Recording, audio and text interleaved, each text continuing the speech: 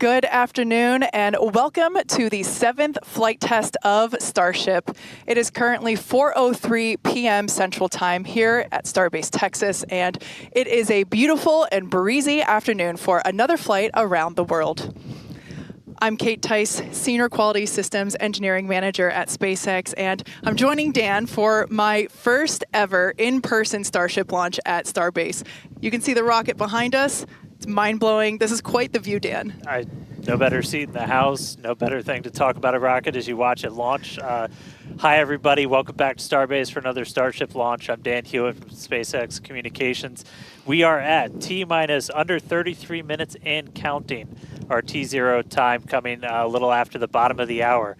Now, Starship program has brought us nonstop excitement back in 2024. This year shaping up to be even bigger. Absolutely. We're looking at even more launches of Starship this year with tons of exciting firsts starting today. Flight 7 has a lot in store, from Starship's next generation upper stage design on its first flight today to deploying the first simulated Starlink satellites and the second booster catch attempt. We're kicking off 2025 in style here in the Lone Star State. So hold on to your butts because it's going to be a wild year. And it's all ramping up as we chase after that full reusability for the world's biggest rocket. And we're going to be with you today every step of the way. Also joining us, though, amid a very excited crowd growing over there in Hawthorne, is Jesse Anderson. Jesse, how's everything going in LA? Hey, Dan and Kate, everything is all good here on the factory floor. We're just outside of Mission Control, and we're T-minus 31 minutes away, but we already have a really big crowd here building. There you go. Starting to build up here. Every flight of Starship has made huge progress, and today is another exciting one. We're joined by Starship, Raptor, and Starlink teams here with me today, and everyone is getting super excited for this flight test. So with that in mind, I expect it to get very loud in here soon. But for now, I'm going to hand it back over to you guys at Starbase for a quick look back at the flights that brought us here today. Hey, thanks, Jesse. Now, the more we fly safely, the faster we learn, the sooner we realize full and rapid reuse. The previous 6 flight tests proved we're on the right track. Each one of those tests provides a ton of invaluable data and, of course, some pretty great views along the way. Oh, yeah. Every one of those tests informed the upgrades that are debuting on today's flight test. And you know, we've all been watching this, following through the incredible testing campaign for every flight. And man, I can't wait for today as well as everything else we've got planned this year. Just a recap of what happened just before this flight test. Our most recent one was back in November 19th. That was Flight 6. It lifted off at 4 p.m. Central from Starbase, Texas, just a couple miles over our shoulders. It was a gorgeous sunset ascent. Let's take a look. Attention all flight crew members, flight is go for launch.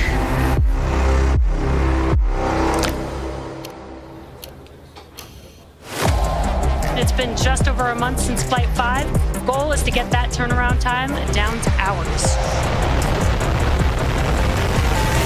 We have liftoff.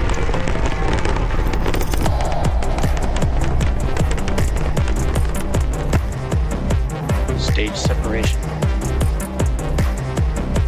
30 seconds until catch decision. Booster offshore diverge.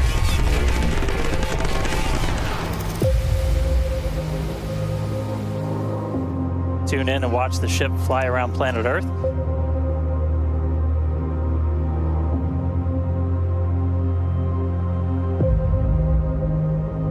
Relight demo startup. And shutdown.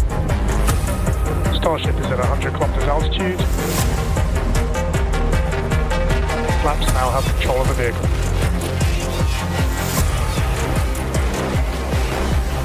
Starship has started the subsonic belly flop.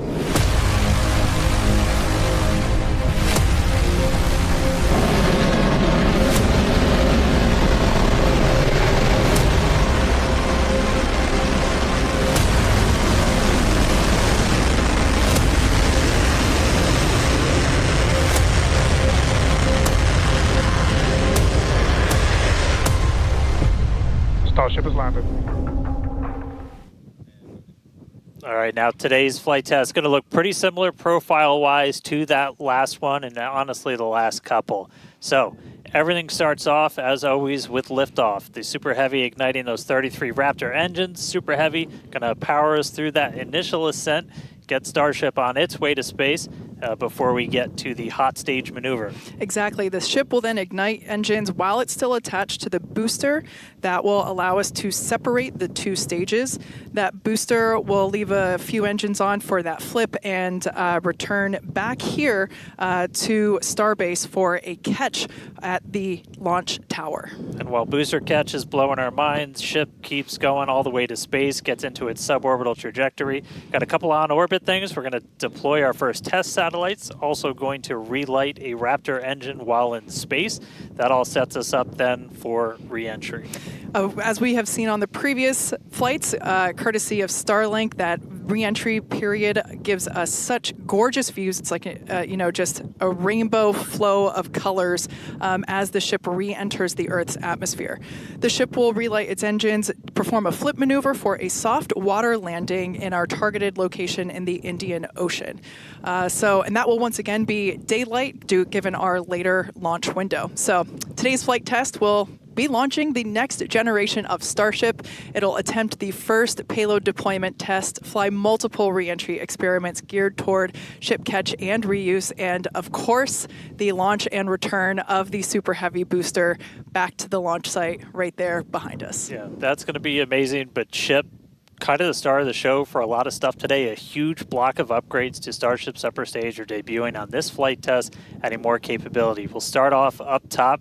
Those forward flaps got a redesign. They shrunk in size. We shifted them towards the top of the vehicle, away from the heat shield. That's going to make it significantly less exposed to re-entry heating. And then Starship itself, we made it about 2 meters taller. So we stretched it up to about 52 meters. That allowed us to add 25% more propellant volume, along with a bunch of propulsion upgrades like vacuum jacketing of those feed lines to the engines, an entirely new feed line system for the Raptor vacuum engines, an improved avionics module for propulsion, all that adding performance and the ability to fly longer missions. And just like on Flight 6, tiles have been purposely removed to stress test vulnerable areas. This time we're doing it across the entire vehicle, including in critical areas, as we use this flight to push the boundaries of Starship's capabilities.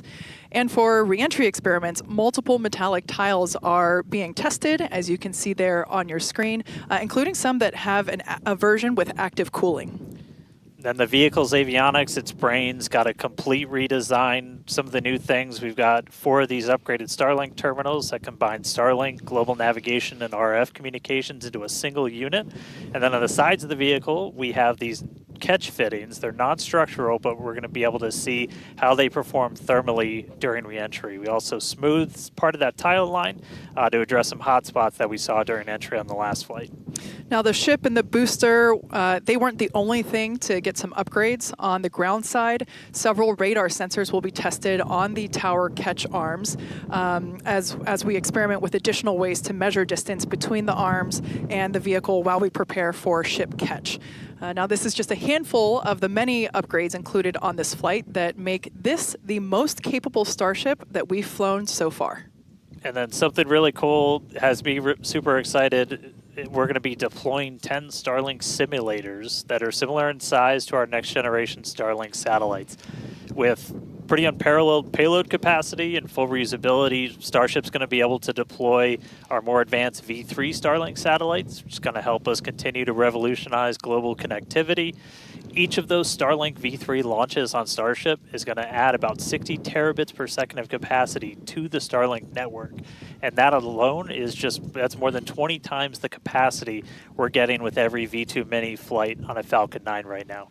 That just helps further Starlink's impact in the coming years as we expand access to high-speed internet all around the world and eventually beyond. And those Starlink simulators are going to be on the same suborbital trajectory as Starship, and they're expected to demise upon entry. Starship itself, its trajectory looks very similar to all of our last several flights, suborbital, splashdown targeted into the Indian Ocean, a couple hundred miles off the western coast of Australia. And then the other on-orbit thing we're doing is going to be relighting a single Raptor engine while in space. We knocked that out last time. V2 ship, new propellant system. Let's do it again on this one. Ship's going to be busy. Now, of course, we can't forget to add that today's Super Heavy booster is reflying flight-proven hardware for the first time. A Raptor engine that flew on the booster that was caught during Starship's 5th flight test. You can see it there on your screen. This flight-proven engine, we've got Raptor 314 there, hence why there's a piece of pie on this nozzle. Maybe we can get that image rotated so you can see it a little bit better. Yep, there we go. If you didn't already know, we like our jokes around here. So that's what we have planned for today's flight test, and so far everything is on track as we continue to count down. We're now within 23 minutes of launch. We're at 22 minutes and 52 seconds. Everything continues to look good. Still a little breezy, but that's okay for us. Yeah, we set up our desk in a wind tunnel today. It's probably windier here than it is anywhere else, but weather's cooperating, really clear skies, no rain today, still well within our limits for booster launch or catch. Not tracking any issues on vehicle as we continue to count down. We're still loading prop on board. Our range team also reporting that the range looks like it will be clear at our current T0. So that's super important. We're going to keep an eye on that all the way up to the end. As for what we've already done with the vehicle leading up to today, we stacked the vehicle over the weekend. We lifted the ship on top of the Super Heavy booster.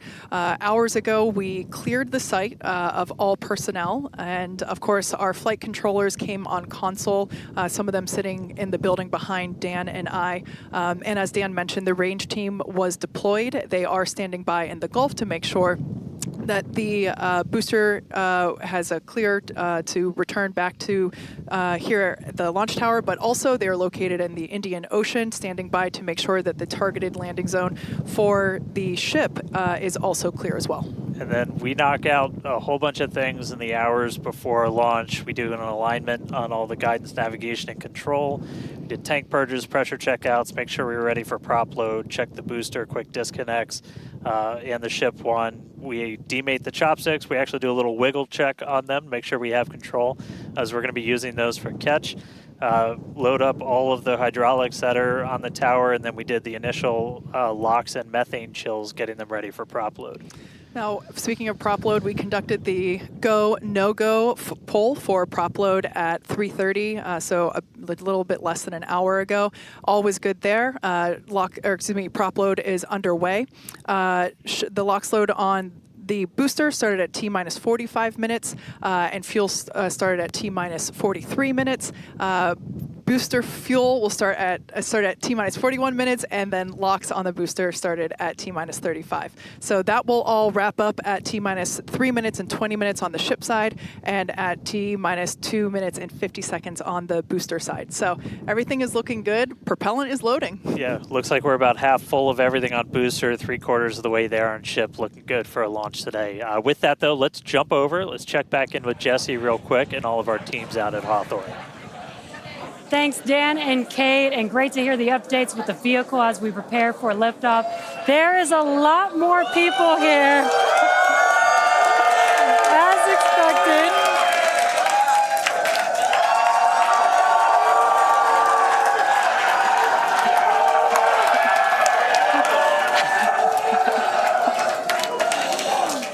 Love it.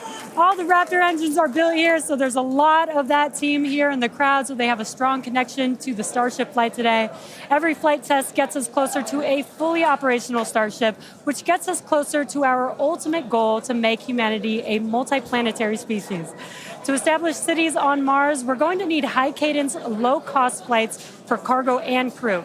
As the only fully reusable rocket with this kind of capability, Starship is the only vehicle in development that will be able to unlock our multi-planet future. Starship uses a first-of-its-kind on-orbit propellant transfer to refuel in orbit in preparation for these long trips. With milestones like ship catch and in-orbit prop transfer coming up, 2025 promises to be huge for Starship and our journey to Mars, with our first trip currently planned for the end of 2026. Between the reusability, low cost, and heavy lift capabilities, this all comes together to help us deliver up to 100 people at a time to destinations both near and far, and to deliver payloads farther and at a lower cost than any other vehicle. We'll be able to launch more massive payloads than anything else flying or in development today, capable of sending things like giant space telescopes or the next generations of space stations into orbit on a single launch. So while today's flight is just a test, the future is much closer than we realize. But one flight test at a time, so let's head back to Dan and Kate for a closer look at Starship. Thanks, Jesse. Starship features two major parts: the ship, which has 6 Raptor engines, and the Super Heavy booster, which has 33 Raptor engines. The Raptor engine is a reusable methane-oxygen staged combustion engine that powers the Starship system and has twice the thrust of the Falcon 9 Merlin engine. Now, just like we saw flights 1 through 6, the current iteration of Starship is an experimental vehicle flying for development. As we mentioned earlier, today's flight is debuting a ton of upgrades that we've had in the works in order to increase Starship's reliability and performance. Several of these upgrades will also unlock our ability to fly longer missions, something that we'll want to do as we start doing orbital flights around Earth. And then to get an even better sense of just how big Starship is, we can start here. Let's take a person about 2 meters tall. Towering over that, you got your Millennium Falcon clocking in at 35. Just above that, we've got a Falcon 9 rocket, payload fairing attached. Double that height, you're up at 70 meters. And then topping it all off, nearly twice the size, it's a fully stacked Starship up to 123. Got 2 meters taller. Altogether, the ship, 52 meters, Super Heavy boosters, 71. And what's super fun is we're going to make ship and booster even taller in the future. Which is crazy, because turning around and looking at it and thinking that it's going to be bigger, that's mind-blowing. Make the ship as tall as the booster. Now, moving up the rocket, the ship features 6 Raptor engines. 3 optimized for sea level performance and 3 optimized for vacuum performance.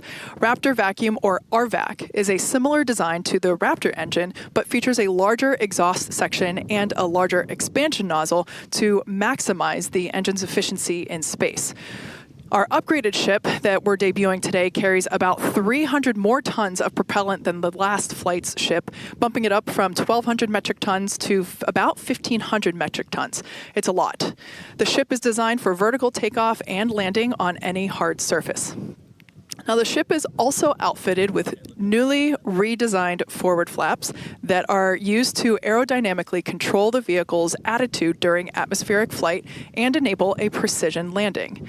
The new flaps are lighter and positioned more leeward or away from the heat shield.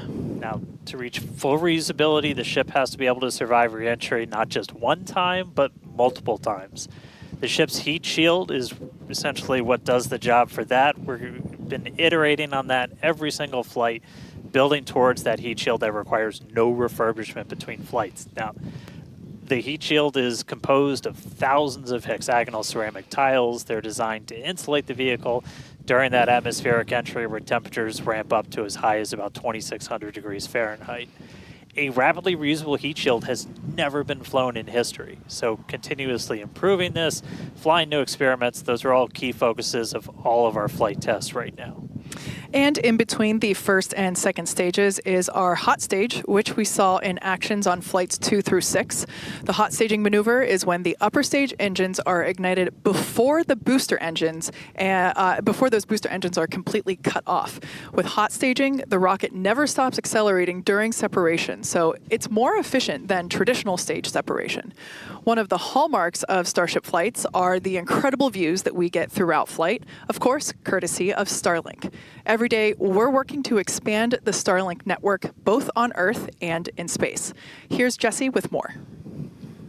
Fans of Starship may know that Starlink enables us to bring you lots of unprecedented views, both from space and here on Earth. In addition to the dozens of cameras on Starship itself, we also have mobile Starlink camera kits deployed in the Indian Ocean, connected to our aerial assets and all around Starbase, which all come together to help tell the incredible story of Starship, both on and off planet.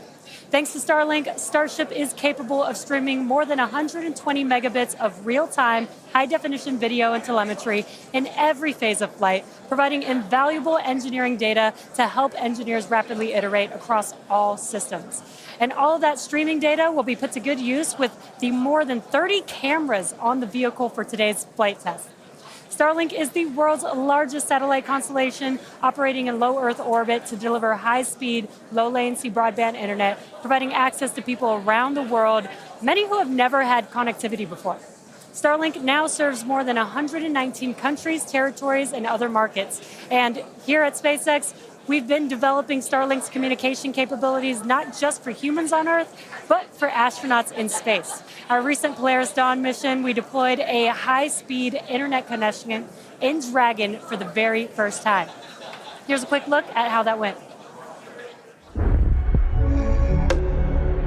Starlink is an amazing confluence of programs at SpaceX. So we have a whole corner of the company that owns and operates a multiple thousand satellite constellation to provide internet to people on Earth. So Dragon was modified for Polaris Dawn to have a laser and a Star Trekker inside of the trunk. And then it will obtain internet, both uplink and downlink, through that laser link. And it's connected to a Wi-Fi router, just like you would have in your house. Getting online with Starlink was super easy. It was just like getting online at home, and even easier, perhaps. It just connected automatically and then worked seamlessly. And then it was just internet in space. The Starlink performance on orbit blew us away. It enabled us to talk directly with Mission Control team, and it also enabled us two-way video connection with our families back at home. So it just was an incredible resource. One of my favorite memories is, all four of us in different parts of the spacecraft on phones with our earpieces talking to our families. Get to show them the perspective that we have of Earth. It was very cool to bring them into the mission that way. I was able to show my kids and my husband, what it looked like to be floating in space. I got to show them out the window. Well, my husband even exclaimed that at one point we hung up the call and he called back and I answered and he was like, I called space. Starlink on Dragon is something that we want to include because we have this company within SpaceX that has space-based internet. So what not a better way to test space-based internet in space? From connecting astronauts in space to providing high-speed internet to more than 4.6 million active customers here on Earth, the Starlink team is laser-focused on expanding coverage, increasing speeds, and lowering latency so that we can connect as many as possible around the world and beyond. Last year, we activated Starlink in 27 new markets and are now covering a global area home to 2.8 billion people, including those who live in some of the most remote places on Earth. To meet the growing global demand for high-speed internet, SpaceX opened a new 700,000 square foot factory in Bastrop, Texas, and introduced Starlink Mini as well as an upgraded version of the Starlink Standard Kit. The SpaceX team also achieved an unprecedented launch cadence, conducting 134 Falcon launches, with 89 dedicated to expanding the Starlink constellation. With each launch, Starlink adds more capacity to the constellation and continues to expand its coverage, connecting even more people in underserved and hardest to reach areas of the globe. Now, while our mission to connect the unconnected is far from complete, you can check out some of the Starlink team's highlights from 2024 and learn more about how our customers are furthering Starlink's impact around the world at starlink.com/stories.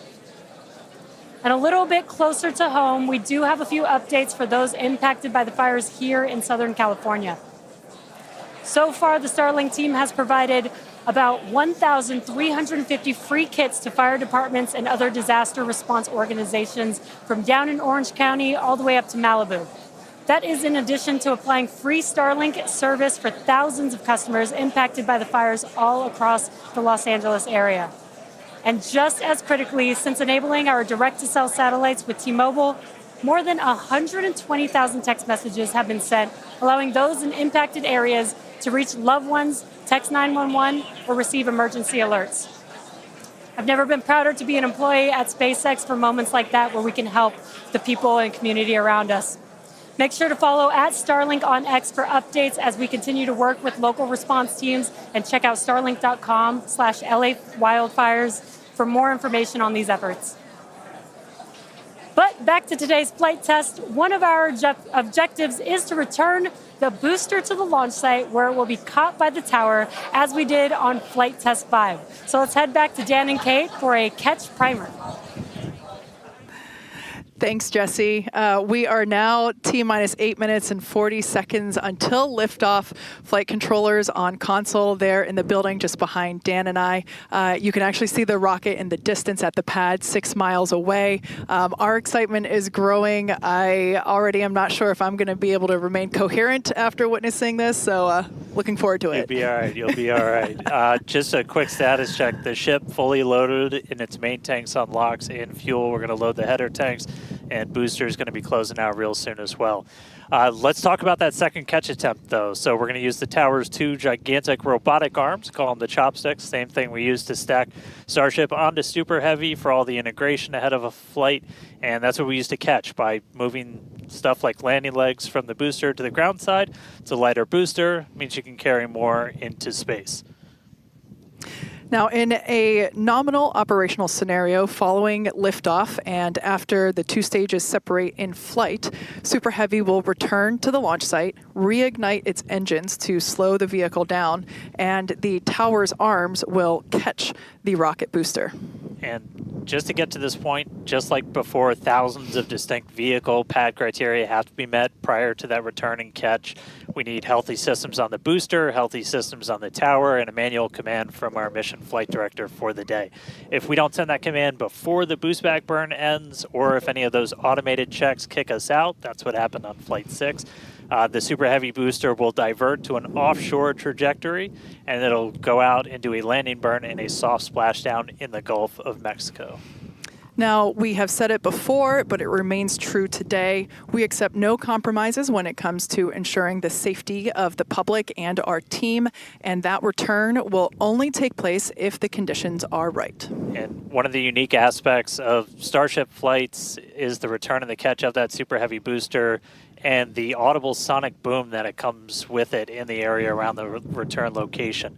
General impact to anyone in the area is just a brief thunder-like noise, but it definitely lets you know it's coming. Oh, yeah.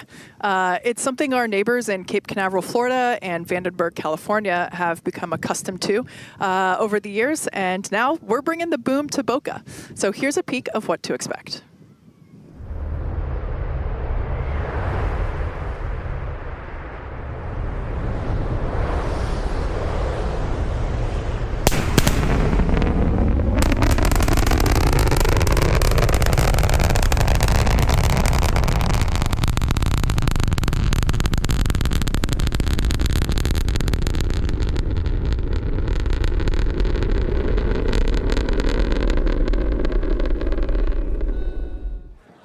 As I mentioned earlier, we have Starship, Raptor, and Starlink employees here fully invested in this flight test.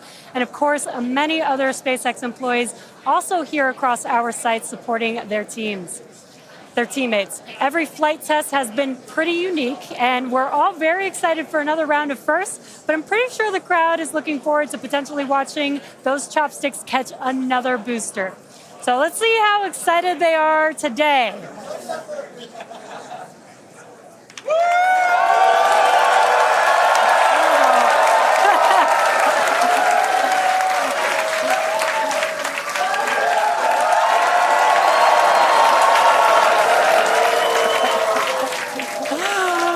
Just under 5 minutes to go. We are all very excited here.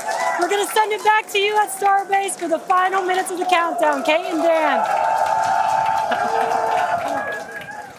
All right, thank you, Jesse. So if you're just tuning in, under 5 minutes ago, you picked the right time to do it.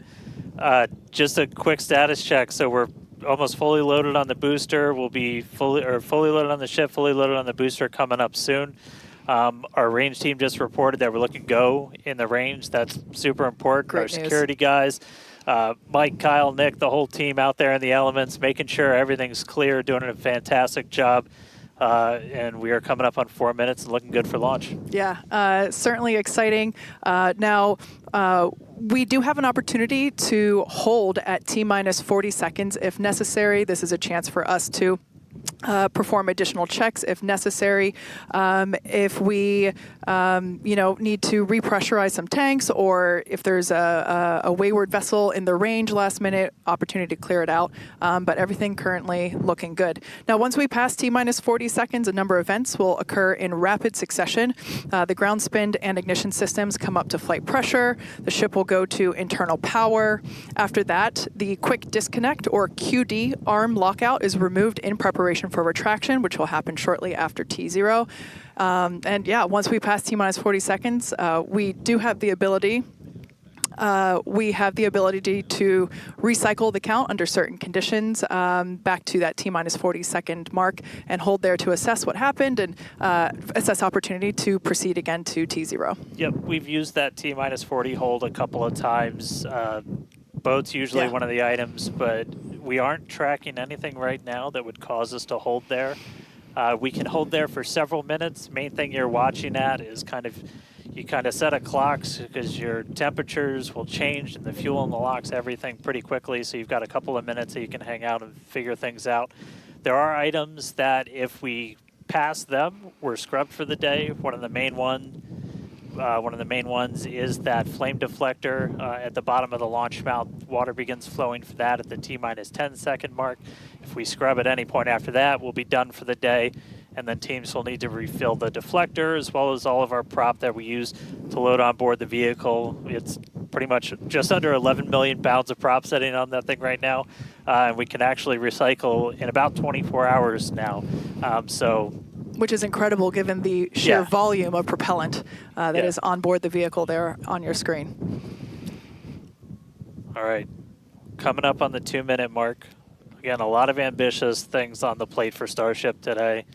T-minus 2 minutes. New ship, new year, a lot of upgrades, doing a lot of ambitious things in space this time. Our first payload deploy, relighting a Raptor engine. We're looking good.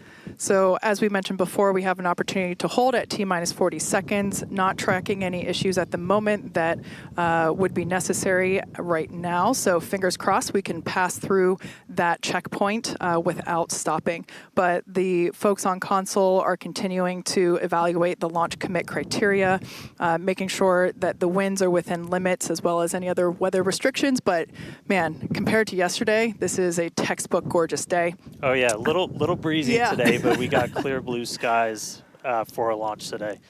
So at this point, all the prop has been loaded on the vehicle. We've closed everything out. We're doing our final thrust vector control, or steering for the engine checkouts. Once we hit the 30-second mark, we'll hear the flight director give the final go for launch. So we're under a minute. As we said, we're not expecting a hold at T-minus 40. But do not be shocked if that happens. It has happened in the past, and we can hang out there for a couple of minutes if we need to. If memory serves me right, we hold my breath for 4 seconds. Pass through prop load gate. All right, we passed right through that prop load gate. Hot diggity dog. All right, so we're going to let our flight director, Ty Huntington, take it away. Go for launch.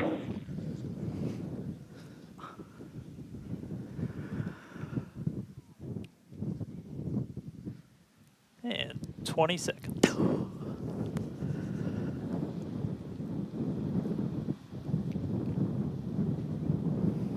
T-minus 10, 9, 8, 7, 6, 5, 4, 3, 2, 1.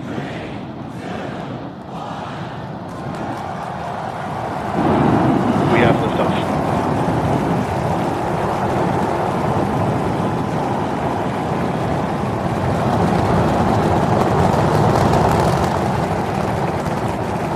Vehicles pitching downrange.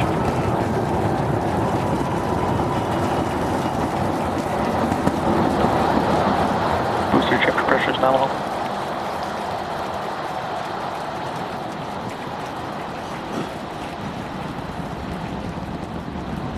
All right, we're more than 30 seconds into flight. Telemetry showing 33 out of 33 engines as it's pitching downrange. Booster, chip, avionics, power, and telemetry nominal. Hearing good call-outs on the ship and booster avionics. You just heard the rumble hitting us about 6 miles away. Watching Starship arc into just endless blue skies right now. Vehicle supersonic. More than a minute into flight, the vehicle's supersonic.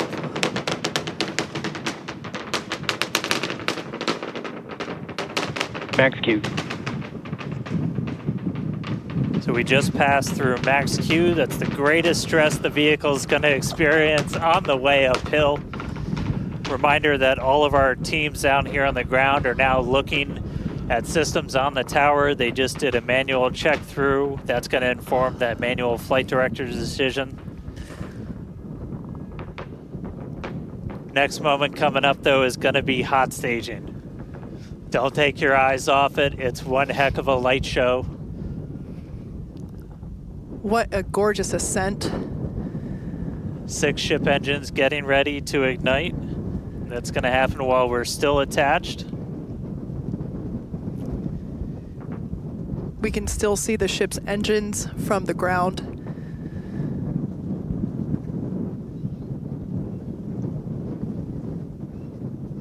Got a little under 30 seconds away from that. We are hearing good call outs on the tower preparedness from the manual checks. Reminder though, we've still got automated checkouts on the booster and the ship itself.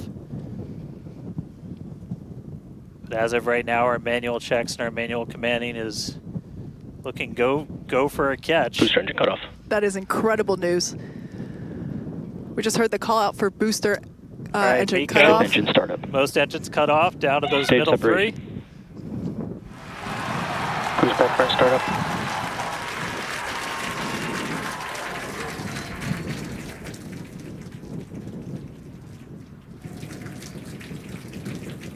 All right, hot stage chamber confirmed. pressure We've is got a nominal. booster hopefully on our way back to us, and a ship now making its ascent burn into space. How's it going in Hawthorne, Jesse? It's great over here. You can hear the crowd screaming for every milestone. The booster is now making its way back down to Earth. Looks like we have 12 of those 13 engines ignited. We're using the engines that actually gimbal. We are go for booster return. An excellent call out there. We are go for booster Ship return. avionics, power and telemetry nominal. There's a lot of criteria that needed to line up to ensure that we could have a Cruise safe back burn shutdown. booster catch, and it sounds like we got the go for that. And there you can see on your screen, we had we just jettisoned the hot stage, and there's a great, excellent view there of the hot stage floating away from the super heavy booster. Now we've shut down the engines for that boost back burn. That confirms boost back burn is now complete. That was the first of 2 burns required for the vehicle to make its way back down to Earth. And next coming up will be the landing burn. That's going to be 13 of those center engines igniting again. And that will then go down from 13 down to 3 engines just right before we touch down for that booster catch. Now, reminder, our stage 1 objectives are to have a controlled ascent, stage separation, as well as a controlled boost back burn and hot stage as well. So we're looking good for that so far. Some great views there from the ship of Earth. That looks incredible.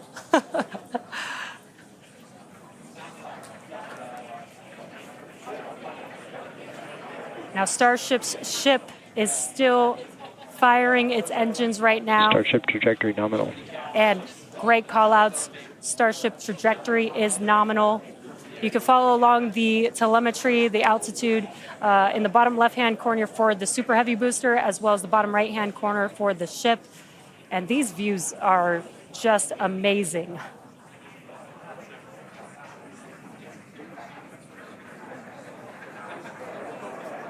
Again, the booster is currently making its way back to the tower today. So we're looking forward to a booster catch with the chopsticks. And in the meantime, you can see those grid fins there, helping to control the vehicle and guide it back to its landing site. Booster FTS is saved. Now with that, we're going to hand it back. How's it going over there, Dan and Kate? How are you doing, Kate? Seeing that in person? Dan had to take that entire segment because I couldn't talk. That was incredible. There it is. We can see the booster coming back in now through the plume. At least it looks that way to us.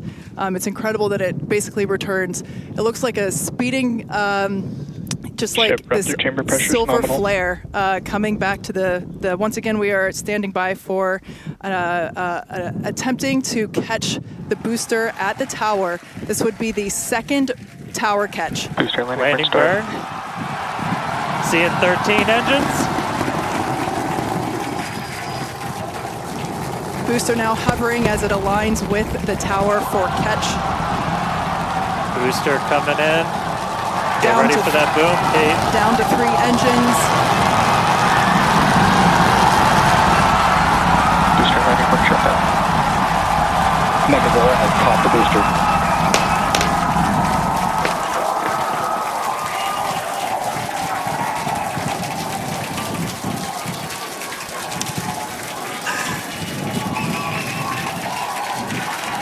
You heard it here. Megazilla has caught the booster. Once again, for the second time, a successful catch by the launch tower. This is the same tower, the launch pad, where that booster took off from just 7.5 minutes ago. Great view from the chopstick arms, looking at those hypersonic grid fins that steer the booster for that precision landing. It almost looks like it's flapping its wings. Yeah, you can see just how small that catch fitting is, too, on something that's just so massive. That was absolutely insane. Meanwhile, we're not done, but wait, there's more. Wow, that is just absolutely stunning. And this, of course, a gorgeous view there from the tower looking down at the top of the booster.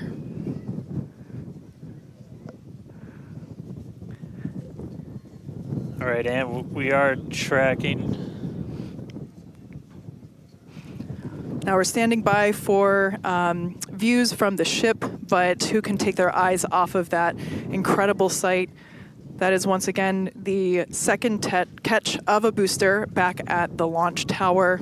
It was incredible to see it come back down, just this silver flare in the sky. And we can still see the launch plume behind us, and wow, that we definitely I can't speak for you, Dan, but that was very moving for me. Yeah, and right now you can see some of the telemetry on those ship engines has gone out, and we're waiting for an update on what our ship status is. We were approaching that ship engine cutoff time, so just waiting to hear. So obviously we've got booster back, booster on the launch tower in the chopstick arms, but we are waiting to get an update now on the ship. As we were expecting ship engine cutoff about 40 seconds ago. We saw some of those engines start to go out prior to that point. And so right now we are just standing by to try and get the latest word on where we are with ships. So stick with us for just a couple of minutes as we wait to hear some updates. Now, if you just recently joined us, you might want to hit rewind and go back about 9-10 minutes ago to when Starship lifted off from the launch tower that you see there. We had a gorgeous ascent followed by a stage separation where the ship separated from the super heavy booster. The booster performed a flip maneuver and returned back to the Gulf Coast here. There you can see it on your screen. Obviously a successful catch back at the launch tower, which is something that we were all hoping to see and really couldn't ask for a more beautiful background with those blue skies and blue water there. As Dan said, we are standing by for an update on the ship that had ignited its engines and started making its way up to space. So standing by for more info on that. But wow, what an experience to see that take off and for that booster to come back. You can see it there up close on your screen to the place that it launched from.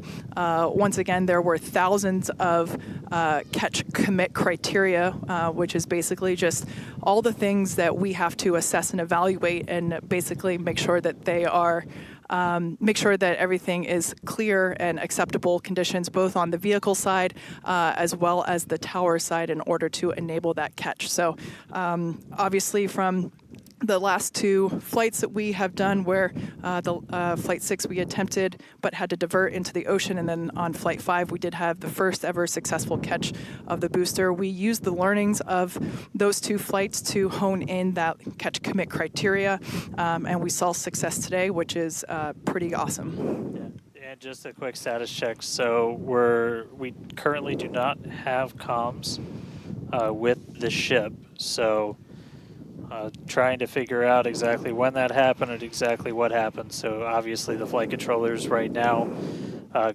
going through their data, looking to make sure it's not anything instrumentation on the ship, but actually try and get us a status. So again, we're gonna keep listening in on this. We'll give you an update as soon as we have a little bit more. So for now, stage 1 back in the tower, waiting to find out a little bit more about stage 2.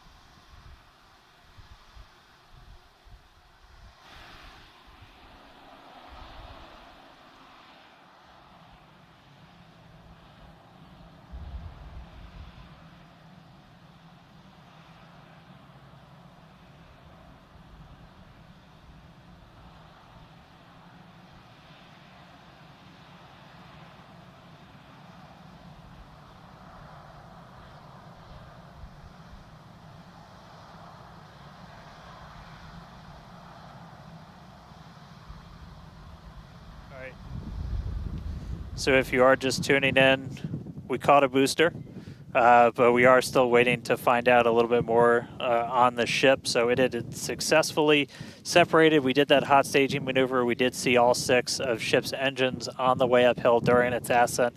But as we were getting to the end of that ascent burn, we saw engines dropping out on telemetry, and we have since lost contact with the ship. So again, we're still listening in on the loops, trying to figure out how much we can get right now. But again, stick with us. We'll bring you updates as soon as we hear them. Really exciting. We were able to catch the booster today. Obviously, we want to get the ship all the way over to the Indian Ocean. May not be able to do that at this point, but we'll give you some updates as soon as we hear a little bit more about the ship. For those that didn't catch earlier, this was a new version of the ship. This was its debut flight. So a lot of learnings here for sure as we continue to tune in and listen in with the teams and try to gather more information to understand where we stand with the ship. But as Dan mentioned before, teams are trying to make sure that it's not an instrumentation error. We want to find out if it's, did we just lose communication or did something else happen with the ship? So teams are actively working, trying to figure out what we can find out, and we're continuing to listen in and find out more information to share as we can. But as we said before, and you can see it there on your screen, what a beautiful, beautiful sight to see another booster back at the launch tower. That was successfully caught just minutes ago after sending the ship off into space, and having seen it for the first time with my own eyeballs in person, it was pretty awesome. And yeah, the thunder-like sonic boom was really fun to experience. Yeah. So we are getting a little bit more. So we did lose all communications with the ship. So I mean, that is essentially telling us that we had an anomaly with that upper stage. So we were just coming up to the end of that ascent burn for the ship. when we stopped when we started to lose a couple of the engines, we saw those dropping out, and then we did lose telemetry from the ship. So that means we didn't have contact with it. So at this point, we are assuming that the ship has been lost.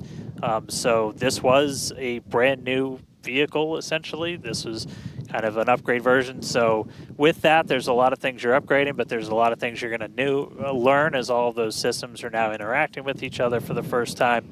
But at this point, we did lose the upper stage of the ship. So again, we're gonna listen in and try and figure out a little bit more about what happened.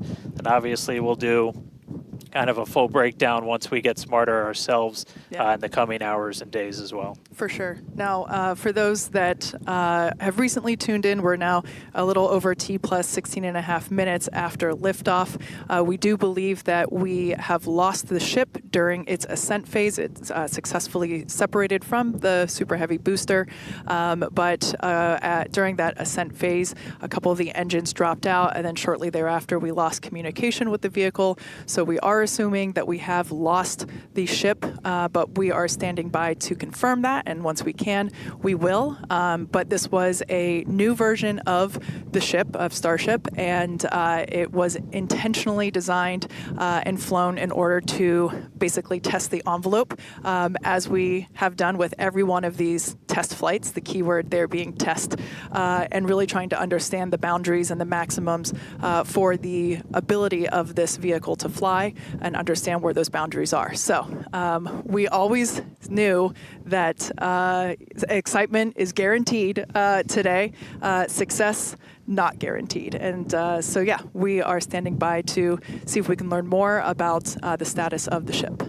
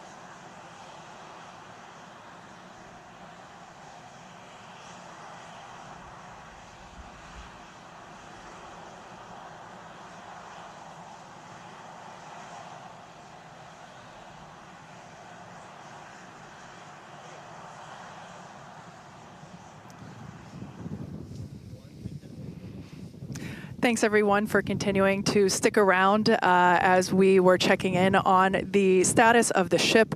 At this point in time, we can confirm that we did lose the ship. However, Starship, the total vehicle, did have an on-time liftoff at 4:37 p.m. Central Time from the launch pad just behind us at Starbase Texas. Gorgeous ascent and successful stage separation. The booster pushed the ship off, the ship disconnected during that stage separation. The booster came back for a successful, the second ever booster catch at the launch tower, which was pretty incredible to see. Yeah, it was great to see the booster come down, but we are obviously bummed out about ship. It looked like we lost contact with it a little under 8.5 minutes into flight. That's roughly when you start to get to that main engine cutoff. We obviously need to go through all the data. It's going to take some time. In the next hours, days, we're going to figure out exactly what happened, come back, fly the next one, get even farther. Reminder, it's a test. It's a flight test. It's an experimental vehicle. So we'll figure out what ended our day today and make sure it doesn't end our day tomorrow. So as we do that, we're going to continue to provide you updates on our X account on SpaceX.com. So just continue to tune in there. As we learn what happened, we'll be ready to share it. Exactly. So for now, we are going to wrap up our webcast. We'd like to thank the folks in the county for supporting the launch, as well as the agencies that enable us to launch, and of course to our viewers for tuning in. And thank you, Kate, for coming down, doing this with me. It was great to have you here. I'd do it again in a heartbeat. All right. Well, that'll do it for us. We'll see you guys at the next Starship flight test.